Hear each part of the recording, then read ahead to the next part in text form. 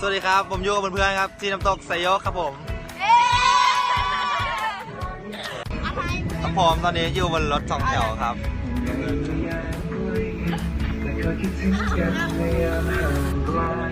แช่แช่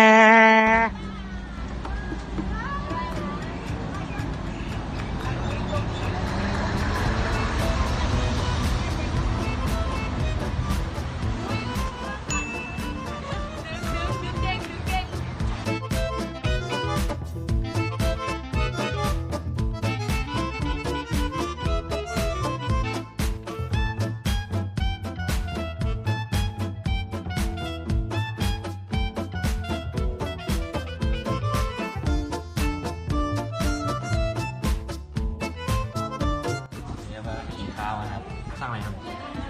ไม่รู้อ่ะอยากกินหมูกระทะเหมือนกัน แช่แช่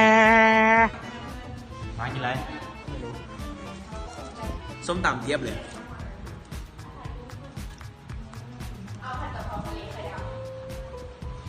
กินข้าวครับกินข้าวนี่น้องคนนี้กินเป็ดครับผมดูหน้าหน่อยรอข้าวมาครับก็จะมารวมตัวกันนี้ตั้งแต่5:30นะครับก็6 โมงกว่าน้ายังไม่ได้อาบเลยอยู่2 คนไม่อาบเลยครับดูหน้าดูผมโอ้โหส่งเทชิบขายเลยนี่ครับนี่คือความเป็นของเพื่อนเหมือนของเรา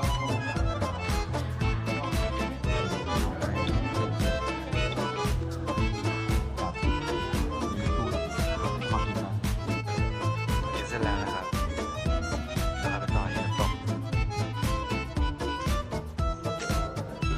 โรตียั่วๆครับ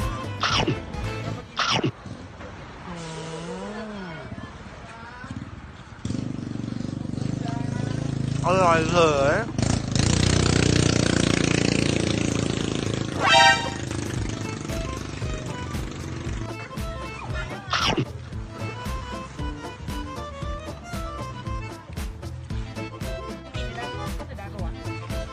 นะบอกกูไม่กินน้ำหวานนะ กินไม่อยากกินนมปังแต่กินนมปัง ตอนนี้ผมกับเพื่อนถึงน้ำตกแล้วนะครับ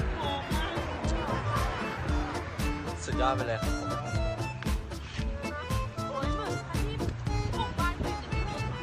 อากาศสดชื่นมากครับไม่ใช่ถามเพื่อนผมได้ อากาศสดชื่นมากครับ ดีกว่าเมืองการเยอะ นะมันคือเมืองการนั่นแหละ แต่อากาศที่นี่มันดีมากโอ้แก้วโคตรดีอะ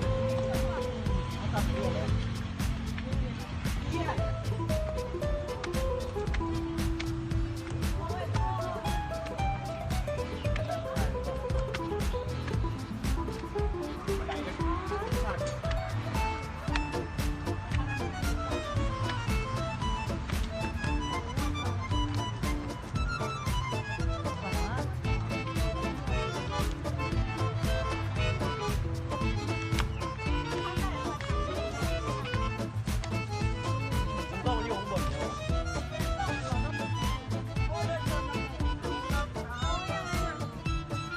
เออบ รรยากาศดีมากครับ มาใช้ตังค์มึงให้เป็นประโยชน์จริงๆค่ะแล้ว สดชื่นนี่ก็สมาคมนิยมพับเครื่องมาดูพับเครื่องนี่ครับชมหน้าพวก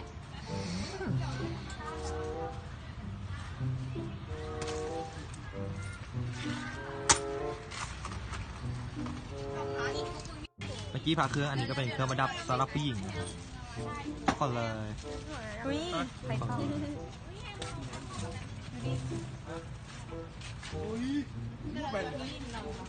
ครับผม 1 2 เซลฟี่ เอาลมพัดทางนี้ ปัญญาอ่อน เดี๋ยวจะไป เนี่ยเล่นลูกโป่งไปอ่ะ แต่กูว่าที่เนี้ยอากาศดีนะ เพราะต้นไม้มันเยอะไงมึงโคตรดีมีคนมี โอ้ มีสัตว์ป่า นี่ไงสัตว์ป่ายอ อุ้ยหลบเขาเลย เนี่ยมันลุกเข้ามายังหมดเลย เฮ้ยมึงหลบพี่เขาหน่อยพี่เขาแบกไม้มาโอ้ยยอดเจ็บไปนะพูดต่อเลยเฮ้ยมึงบ้านหลังนั้นมีต้นไม้แบบนี้มึงนะ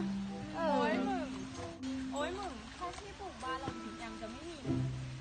ก็จริง เขาตั้งกันไปหมดแล้วนี่ทำไมวะ เขาก็เอาไว้ทำโรงงานอุตสาหกรรมไงมึง พวกเฟอร์นิเจอร์อะไรเงี้ย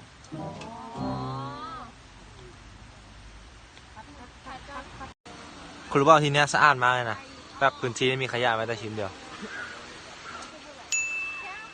แค่ใครอยากรู้ว่าการอนุรักษ์เป็นไงอะแล้วผมจะให้เพื่อนผมพูด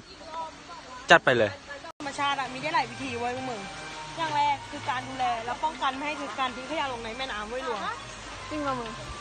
ก็นี่ไงมึงเหมือนที่ข่าวอ่ะที่เต่าทะเลมันกินขยะ ปีแต่ว่าที่เนี้ยเขาก็อนุรักษ์ดีนะมึงไม่มีขยะเลยทุกชิ้นเลยจบแล้ว โอ้ยกูจะมาเล่นน้ำตกกันนะเล่นน้ำตก ทำไมเธอชื่ออะไรยีนั่นก็เห็นประกาศ27 07 62